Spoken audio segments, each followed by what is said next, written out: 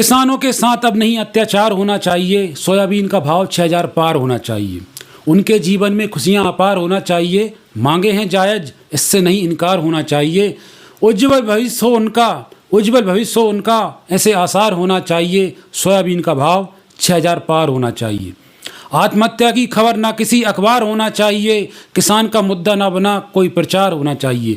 किसान को मुद्दा ना बना कोई प्रचार होना चाहिए, यानी कि किसान को मुद्दा बनाकर कोई प्रचार ना करें। मेरी इस कविता को भी सरकार का विरोध ना समझें और विपक्ष का समर्थन ना समझें।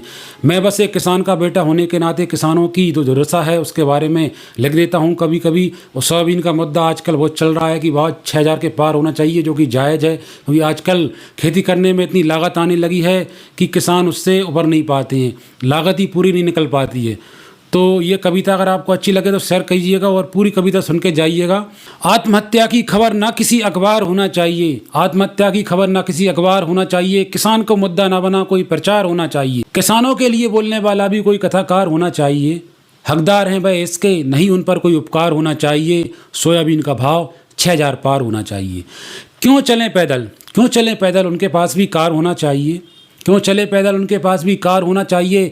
सबका पेट भरने वाले का आभार होना चाहिए। इतना रेट है उनका हक स्वीकार होना चाहिए।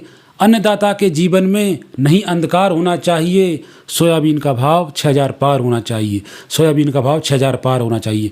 तो मैं किसान का बेटा होने के नाते किसानों के इस समर्थन करता हूँ 6000 पार होने का। सोयाबीन का भाव 6000 पार हो। अगर ये कविता अच्छी लगी हो, आप भी किसान हो या किसानों के हित के लिए सोचते हो, तो ये कविता शेयर करें और अगली आने वाली कविता ज़रूर सुनें। और मेरी इस कविता को बिल्कुल राजनीति से जोड़कर ना देखें।